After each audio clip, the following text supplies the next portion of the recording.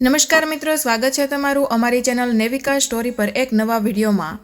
વર્ષ 2024ની છેલ્લી સોમવતી અમાવસ્યા 30 ડિસેમ્બરે છે। આ તિથિ ખાસ કરીને હિન્દુ ધર્મમાં ખૂબ જ વિશેષ માનવામાં આવે છે, કારણ કે સોમવતી અમાવસ્યાનો દિવસ ખાસ કરીને પૂર્વજો પ્રત્યે આદર અને સમર્પણનો દિવસ છે। આ દિવસે પિતૃઓનું ધ્યાન કરવાથી પિતૃ દોષમાંથી મુક્તિ મળે છે અને તેમના આશીર્વાદ સમગ્ર પરિવાર પર રહે છે। અભિજીત મુહૂર્ત બપોરે 12:02 થી 12:44 સુધી રહેશે।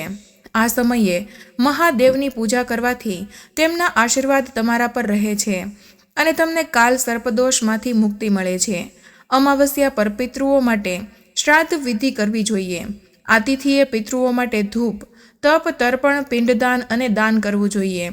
મિત્રો, વિડીયોમાં આગળ વધીએ તે પહેલાં વિડીયોને લાઇક કરી દેજો અને ચેનલને પણ સબસ્ક્રાઇબ જરૂરથી કરી દેજો।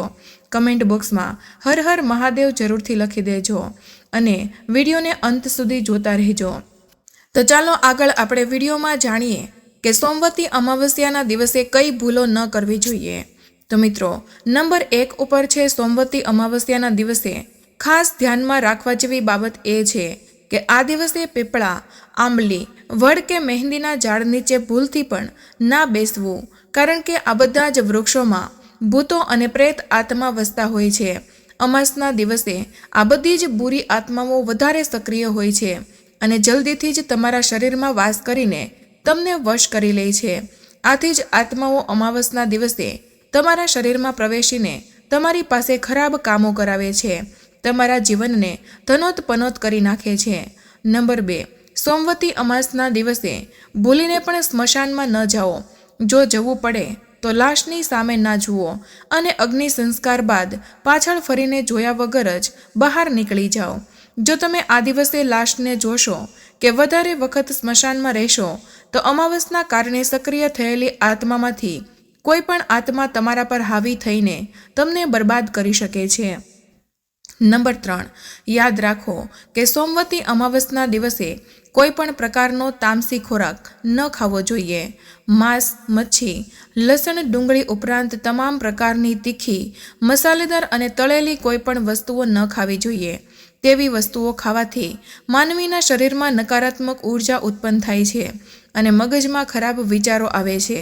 આ ખરાબ વિચારો નકારાત્મક વસ્તુઓને આકર્ષતા હોય છે અને આ દિવસે વાતાવરણમાં નેગેટિવ ઉર્જા પાવરફુલ હોવાથી તે આપણા પર હાવી થઈને આપણને બરબાદ કરી શકે છે, આપણી પાસે ખોટું કાર્ય પણ કરાવી શકે છે। તેથી આ એક સાવચેતી રાખવી પણ જરૂરી છે। નંબર 4, આ તો જીવનમાં કદી પણ નશીલા પદાર્થનું સેવન ન કરવું જોઈએ। સોમવતી અમાવસના દિવસે તો ભૂલથી પણ નશીલા પદાર્થોનું સેવન ના કરવું જોઈએ। તેના કારણે માનવીના શરીર અને મન બંને પર તેની બુરી અસર થાય છે અને બુરી આત્માઓનો વાસ થાય છે। આપણે નશો કરેલો હોવાથી આપણને બુરી આત્માઓ પકડી લે છે, આપણને સારા નરસાનું ભાન રહેતું નથી અને આપણે ન કરવાના કાર્યો કરી બેસીએ છીએ। નંબર 5, સોમવતી અમાવસના દિવસે ભૂલીને પણ કોઈનું અપમાન ન કરો, કારણ કે અપમાન કરવાથી સામેવાળાનું દિલ દુભાય છે। આ દિવસે નેગેટિવ એનર્જીને જલ્દીથી ગ્રહણ કરતો હોવાથી તમારા શરીર પર સામેવાળાના દુઃખની આડઅસર પણ થાય છે, જેથી તમે શારીરિક અને માનસિક વ્યાધિનો ભોગ બની શકો છો।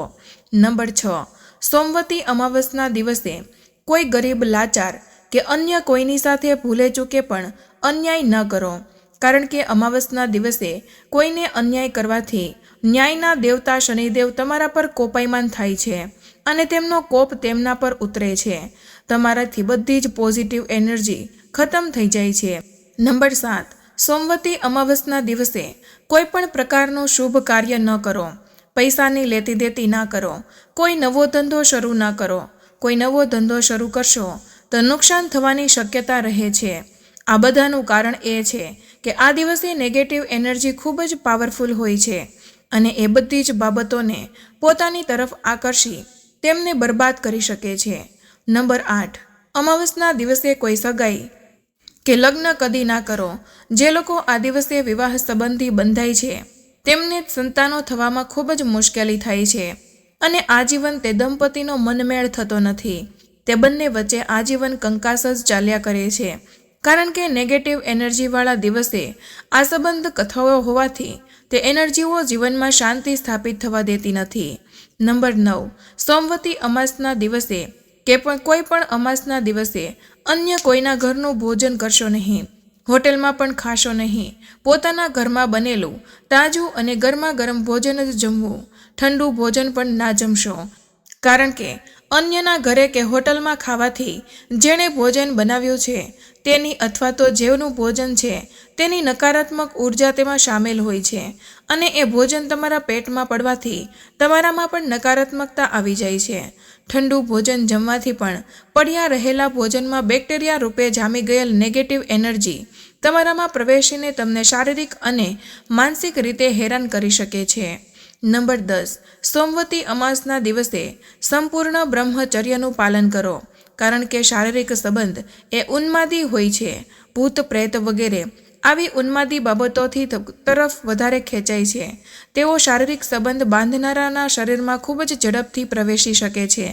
તેમાં પણ શારીરિક સુખ માણ્યા વગર જ અકાળે અવસાન પામ્યા હોય તેવા અનેક સ્ત્રી કે પુરુષોનો આત્મા સંભોગ માટે તડપતો હોય છે અને અમાસના દિવસે શારીરિક સંબંધો બાંધનારાઓને શોધતો જ હોય છે. જો તમે આ દિવસે શારીરિક સંબંધ બાંધશો તો એ તમારામાં પ્રવેશી શકે છે. માટે અમાસના દિવસે સંભોગથી દૂર રહો. હવે જાણીએ સોમવતી અમાવસના દિવસે અમુક કાર્યો જે તમારે કોઈ પણ રીતે કરવા જ જોઈએ. આ કાર્યો કરવાથી તમને માતા લક્ષ્મી અને વિષ્ણુ બંનેના આશીર્વાદ તો પ્રાપ્ત થાય જ છે અને 2024ની છેલ્લી અમાવસ્યા તિથિના કારણે માતા પાર્વતીની અને ભોળાનાથની કૃપા તમને પ્રાપ્ત થશે. નંબર 1, દિવસની શરૂઆત સૂર્ય પૂજાથી કરો. સવારે વહેલા ઉઠો અને સ્નાન કર્યા પછી ત્રાંબાના વાસણમાંથી સૂર્યદેવને જળ અર્પિત કરો. ઓમ સૂર્યાય નમઃ મંત્રનો જાપ કરો. સૂર્યને જળ અર્પણ કરવા માટે ત્રાંબાના વાસણનો ઉપયોગ કરવો જોઈએ. નંબર 2, સોમવતી અમાવસ્યાના દિવસે સ્નાન કર્યા પછી પિતૃઓને જળ ચડાવવામાં આવે છે. આમ કરવાથી પિતૃઓની આત્માને સંતોષ મળે છે અને તેમના આશીર્વાદ પ્રાપ્ત થાય છે. આ દિવસે તર્પણ કરવા માટે અક્ષત અને કાળા તલને પાણીમાં અર્પિત કરવા જોઈએ. આ દિવસે પિતૃઓ માટે શ્રાદ્ધનું પણ મહત્વ છે. સોમવતી અમાવસ્યાના દિવસે શ્રાદ્ધ કરવાથી પિતૃઓ દ્વારા થતા દુઃખમાંથી મુક્તિ મળે છે. પિતૃ દોષ દૂર કરવા માટે શ્રાવણ અમાવસના દિવસે પિતૃઓ માટે પિંડદાન વગેરે કરો. આમ કરવાથી પિતૃઓ પ્રસન્ન અને સંતુષ્ટ બને છે અને વંશજોને પ્રગતિના આશીર્વાદ આપે છે. નંબર 3, આ વર્ષની છેલ્લી અમાવસ્યાના કારણે આ દિવસે ગણેશ પૂજા પણ કરી શકાય છે અને ભગવાન શિવનો રુદ્રાભિષેક કરવો જોઈએ. જો તમે રુદ્રાભિષેક કરી શકતા નથી તો શિવલિંગ પર જળ અને દૂધ ચડાવો. ચંદનની પેસ્ટ લગાવો. બીલીપત્ર, માળા, ફૂલો, ધતુરા ફૂલ અને ધતુરાથી સજાવો. અબીર, જનોઈ વગેરે જેવી શુભ વસ્તુઓ ભગવાનને અર્પણ કરો. ઓમ નમઃ શિવાય મંત્રનો જાપ કરો. મીઠાઈ, નાળિયેર, મોસંબી, ફળો અર્પણ કરો. અગરબત્તી પ્રગટાવીને આરતી કરો. નંબર 4, કોઈ પણ મંદિરને કે ઉદ્યાનમાં શમી, પીપળ, લીમડો, વડ, કેરી જેવા વૃક્ષો વાવો અને તેની કાળજી લેવાનો સંકલ્પ લો. નંબર 5, ભગવાન વિષ્ણુ અને દેવી લક્ષ્મીને પવિત્ર કરો. દક્ષિણાવર્તી શંખને કેસર મિશ્રિત દૂધથી ભરી દો અને તેમાંથી ભગવાનનો અભિષેક કરો. નવા લાલ પીળા તેજસ્વી વસ્ત્રો આપો. ઓમ નમો ભગવતે વાસુદેવાય નમઃ મંત્રનો જાપ કરો. તુલસી સાથે મીઠાઈ અર્પિત કરો. અગરબત્તી પ્રગટાવીને આરતી કરો. નંબર 6, સોમવતી અમાવસ્યા પર ભગવાન શિવના જ એક સ્વરૂપ એટલે કે હનુમાનજીની સામે દીવો પ્રગટાવીને હનુમાન ચાલીસા અને સુંદર કાંડનો પાઠ કરવો જોઈએ. જો તમે ઈચ્છો તો રામ નામનો પણ જાપ કરી શકો છો. નંબર 7, જરૂરિયાતમંદ લોકોને અનાજ, પૈસા, પગરખા, કપડાં, ભોજન વગેરેનું દાન કરો. નંબર 8, જો તમે કોઈ પણ ઉપાય નથી કરી શકતા તો એક મહા ઉપાય તમે જાણી લો. જો તમે આ દિવસે ગાયોને ઘાસચારો ખવડાવશો તો તમારો દિવસ ખૂબ જ શુભ રહેશે અને સાથે જ તમને શ્રીકૃષ્ણના આશીર્વાદ પણ પ્રાપ્ત થશે. આ ઉપાય ખૂબ જ સરળ છે. આ ઉપાય કરવા માટે તમારે તમારા હાથેથી તમારી શક્તિ મુજબ ઘાસચારો લઈને ગાયને ખવડાવવાનો છે. જો તમને ગાયો જોવા ન મળે તો તમે ગૌશાળામાં પણ તે ઘાસચારાને આપી શકો છો અને જો તમને આ કામ કરવા માટે સમય ન મળે તો તમે ગૌશાળામાં આર્થિક રીતે પણ મદદરૂપ થઈ શકો છો. તેનાથી તમને ખૂબ જ લાભ થશે. વિશ્વાસ કરો, આ એક સરળ પરંતુ મહા ઉપાય છે. આ એક ઉપાય તમને ભવિષ્યમાં 100% પરિણામ આપશે.